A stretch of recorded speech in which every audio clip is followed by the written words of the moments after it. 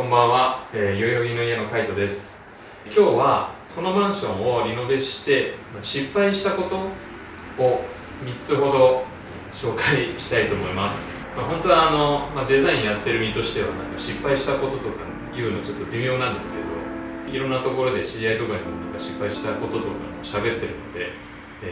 皆さんの参考になればいいなと思って赤裸々にご紹介させていただきます。まず1個目、これは自分が、ここ住み始めてもう3年ぐらい経つんですけど、毎年感じていることなんですけど、ご覧の通りうちの家、壁見てもらうと分かると思うんですけど、ここら辺コンクリートが露出してると思うんですけど、壁もこの位置まで貼ってあったんですが、自分でリノベーションした時にここら辺の壁を取っ払って、で、中に入っている断熱材も一緒に取っ払うと、その下地のコンクリートの躯体があらわしになるんですけど、このコンクリートの質感がかっこよかったんで、ここオフィスリビングなんですけど、オフィス利用だし、自分一人暮らしだから、多少寒くてもあるいは多少暑くても、我慢できるだろうと思って、半ばちょっと実験的にどのぐらい暑くなるか寒くなるかちょっと体感してみようっていう気持ちもあって、もう思い切って壁を壊して断熱材も取っちゃったんですけど、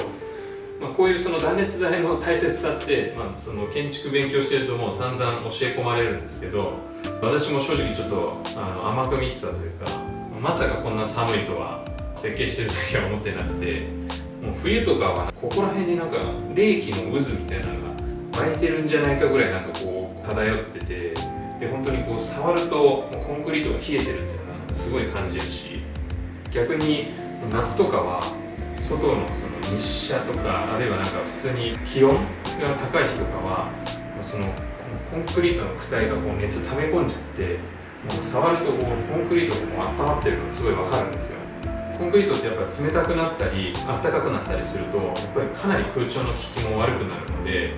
電気代もかさみますし、本当に基本的にはデメリットが多いです。なので私、設計の仕事やってるんで、お客さんの家とかも設計するんですけど、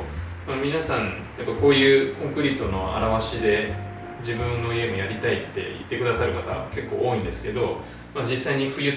とか、夏場とか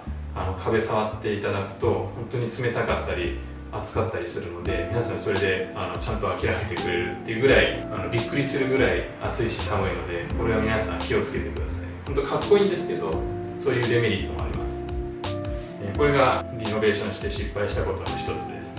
じゃあ次2個目は、こっち反対側なんですけど、ちょっとトイレ周りについて説明します。こ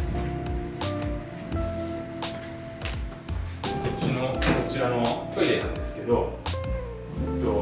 今リビングの方からトイレ取ってるんですけど、扉がリビングに面しているような状態になっていて、一見別にそんな問題ないようにも感じるんですけど、うちの場合リビングで結構人集まって、ご飯とか食べてる時にトイレの入り口がそのままリビングに面しちゃってるんで、結構入る時気になるというか、使ってる時とかも音とか気になったりとか、あるいはやっぱりトイレに出入りしてる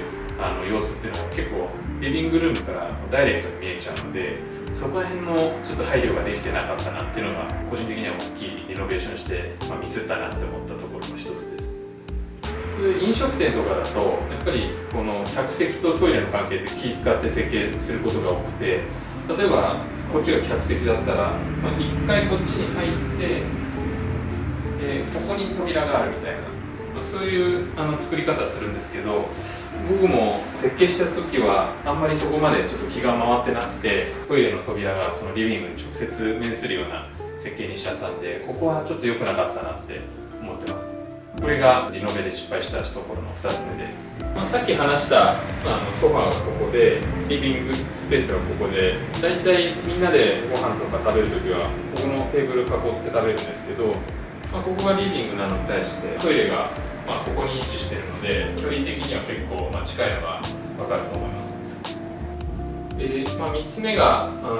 部屋と部屋の隔て方とかつながり方についてなんですけど、最初の設計のコンセプト的には、なるべく一つ大きい空間があって、で、その大きい空間の中にそのリビングスペースとか、オフィススペースとかミーティングとかダイニングスペースがこうごちゃ混ぜになってるみたいな空間にしたいなと思って、壁を全部取っ払ってで廊下をなくしました。でそのこと自体はすごい良かったと思ってはいるんですけど、やっぱりもうちょっとこう生活をフレキシブルにするために、例えばなんか一つながりなんだけど、たまにこう仕切れたりするといいなっていうのはやっぱなんか生活してる上でちょっと感じて、例えば今この壁がオフィスリビングとダイニングスペース分けてるんですけど、例えばなんかこのスペースにスライディングドアみたいなのがあって、普段はこっちにこう収納してるけど、たまに分けたい時はガラガラガラってこう、あっちの空間とこっちの空間を分けるような仕組みが作れたら、もっといろんなシーンに対応できたなっていうのが感じているのと、あとは、そういうふうに一つの大きい空間ってそのエアコンが効きづらいみたいな問題もあるんで、例えばもうシビアな話でそういう電気代のこととか考えると、こういう仕組みあったりしたら、メリットにつながったんじゃないかなと、今となってはちょっと思ってます。これが3つ目のちょっとリノベーションで失敗しちゃったポイントかなと思ってます。今日はリノベーションして失敗したことを3つ説明しました。1つは断熱材を取っちゃったこと。で、2つ目はリビングスペースとトイレの関係がちゃんとうまくいってないこ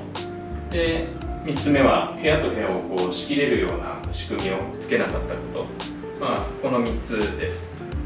で、今回はそのリノベーションしてちょっとうまくいかなかったとか失敗しちゃったことを喋ったんですけど、ちょっと次回はもうちょっとポジティブにそのリノベーションして気に入ってるポイントとかうまくいったポイントを3つ紹介したいなと思いますんで、次回もぜひ楽しみにしててください。最後まで見てくれてありがとうございました。カイト今日何してたの？今日はね、なんかちょっと新しいプロジェクトの相談があったから内見してきた、なんか物件。なんかやっぱりそのプロジェクト始まる前って